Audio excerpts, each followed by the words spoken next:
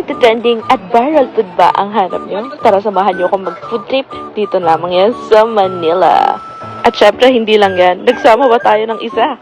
At first time niya nga daw mapunta rito sa Divisoria. Kaya dinala ko na kagad siya dito sa nagbabiral na palabok sa baba lang yan ng Divisoria Mall. Sulit at napakasarap talaga ng palabok nila sa halaga lang na 60 pesos. At dito ko na nga naisipan na hanapin itong nagbabiral na Machut Kulaman. Pati na rin ito, na 20 pesos lang, may 4 na tinapay ka na at may mga palaman pa. Talagang hindi ka magugutom dito sa Manila kasi napakaraming pagpipilian at napakamumura pa ng mga bilihin. Lalo na dito sa bandang Carriedo. Sobrang daming street food. Hila-hilera ang mga stalls at cart nila rito. Dati ko nga lamang sila nakikita sa mga nag-viral at nagtitrending ng mga vlogger. Talaga nga namang mata mo pa lang dito ay tiyak na mabubusog na.